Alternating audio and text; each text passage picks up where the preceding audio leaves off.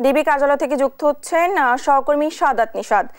Nishad, Salman F Rahman ও সাবেক আইনমন্ত্রী আনিসুল হকের মামলা নিয়ে বিস্তারিত আমাদেরকে জানাবেন। যেমনটি বলছিলেন, আসলে গতকালকে সাবেক প্রধানমন্ত্রী শেখ হাসিনার শিল্প ও বিনিয়োগ উপদেষ্টা সালমান এফ রহমান এবং একই সাথে সাবেক আইনমন্ত্রী আনিসুল হক দুজনকেই যে ডিএমপি আমাদেরকে যে সূত্রে নিশ্চিত করেছে, তাদেরকে সদরঘাট যে টার্মিনাল রয়েছে সেখান থেকে তাদেরকে পোস্টকার্ডের মাধ্যমে গ্রেফতার করা হয় এবং তার পরবর্তীতে তাদেরকে যে নিউ মার্কেট থানা রয়েছে নিউ মার্কেট থানায় হস্তান্তর করা হয়।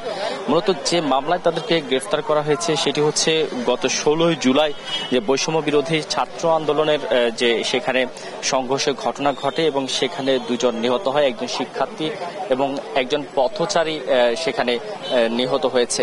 এবং সেই ক্ষেত্রে কিন্তু আমরা যতটুকু জেনেছি সেই মামলা সেখানে দুটি মামলা হয় নিউ মার্কেট থানায় এবং ওই ঘটনার ইন্ধনদাতা হিসেবে সাবেক আইনমন্ত্রী আনিসুল হক এবং যে সালমান এফ রহমান দুজনকে গ্রেফতার দেখানো হয়েছে।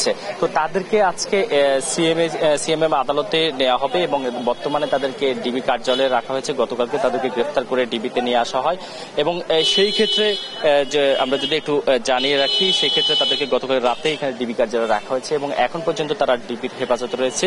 কিছুক্ষণ পরেই আমরা যতটুকু জেনেছি 12:30টার মধ্যে তাদেরকে এখান থেকে নিয়ে যাওয়া হবে এবং তারপর সেখানে যে সিএমএম আদালত রয়েছে সেখানে নিয়ে যাওয়া হবে এবং সেই ক্ষেত্রে আন্তর্জাতিক আদালতে বিচার হওয়ার সম্ভাবনা রয়েছে। এবং এই ঘটনায় তারা যে ইন্ধন দিয়েছে সেটি কিন্তু যে মামলার মাধ্যমে সেটি কিন্তু তারা নিশ্চিত করেছে যে বলতো এই ঘটনা কিন্তু তাদের ইন্ধন রয়েছে এবং একই সাথে দুজনের অনেক অনিয়মের কথাও কিন্তু উঠে এসেছে এবং বিশেষ করে আমরা জানি যে সালমান এফ রহমান তার যে বেক্সিমকো গ্রুপ, সেই গ্রুপের মাধ্যমে কিন্তু সরকারি বেশ কিছু সুবিধা নিয়েছিল এবং সাবেক প্রধানমন্ত্রীর যে বিনিয়োগ উপদেষ্টার পরিচয়ে তিনি কিন্তু যে তার যে শেয়ার কেলেঙ্কারি রয়েছে সেই কেলেঙ্কারির ঘটনাগুলো কিন্তু অনেকটা লাঘব করেছে এই একমাত্র সাবেক প্রধানমন্ত্রী বিনিয়োগ উপদেষ্টার পরিচয়। এবং সেই ক্ষেত্রে আমরা যতটুকু জেনেছি 15,000 কোটি টাকার যে অনিয়ম, অর্থাৎ সেই ক্ষেত্রে তিনি কিন্তু বিভিন্ন ব্যাংক থেকে শুরু করে বিভিন্ন জায়গায় দখল থেকে শুরু করে প্রায় 15,000 কোটি টাকার কিন্তু যে তিনি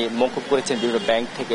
এবং এই অনিয়মগুলো কিন্তু একে একে সরকার যতদিন ক্ষমতায় ছিল তখনকার আমলে আওয়ামী লীগের সরকার, সেক্ষেত্রে তার এই অনিয়মগুলো কিন্তু একেবারে আড়াল হয়ে যায়। বিশেষ করে 96 যে শেয়ার কেলেঙ্কারি সেক্ষেত্রেও আমরা দেখেছি সেটিও কিন্তু আড়াল হয়ে গিয়েছে যখন পরবর্তীতে আওয়ামী লীগ সরকার ক্ষমতায় আসে 2008 সালের পরে। তখন তিনি প্রথমেই যখন সংসদ সদস্য নির্বাচিত হয়ে তিনি তার শেয়ার কেলেঙ্কারি সেই কালিমা তিনি মুছেছিলেন এবং তারপর পরে তার একে একে অনিয়মগুলো বেরিয়ে আসে এবং তার ভাইয়েরও বেশ কিছু অনিয়মের তথ্য আমরা জেনেছি। এবং একই সাথে রাজনৈতিক যে বিভিন্ন পদ পদবি সেই ক্ষেত্রেও কিন্তু তার ব্যাপক অনিয়ম রয়েছে। সেক্ষেত্রে তার আর্থিক লেনদেনের মাধ্যমে পদ বিক্রি থেকে শুরু করে সংসদ সদস্যও বানিয়ে দেওয়ার মতো ক্ষমতা রাখত সালমান এফ রহমান।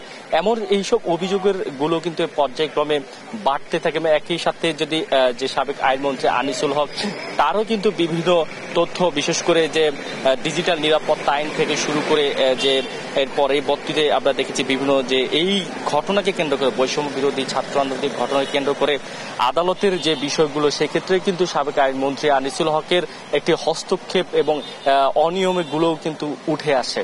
তো সবকিছু মিলিয়ে এখন পর্যন্ত যে ডিবি কার্যালয়ের যে পরিস্থিতি সে অনুযায়ী আমরা দেখেছি ব্যাপক নিরাপত্তা এখানে রয়েছে, ডিবির সদস্য রয়েছে এবং সেনাবাহিনীর টিমও এখানে রয়েছে এবং কিছুক্ষণের মধ্যেই তাদেরকে এখান থেকে নিয়ে যাওয়া হবে এবং সেই প্রস্তুতি আমরা এখানে লক্ষ্য করতে পারছি। তো নানা, এই ছিল ডিবি কার্যালয় থেকে আমার কাছে থাকা সবশেষ খবর। সাবেক উপদেষ্টা সালমান এফ রহমান ও সাবেক আইনমন্ত্রী আনিসুল হককে রাখা হয়েছে ডিবি কার্যালয়ে। এই বিষয়ে বিস্তারিত জানাচ্ছিলেন আমাদের সহকর্মী।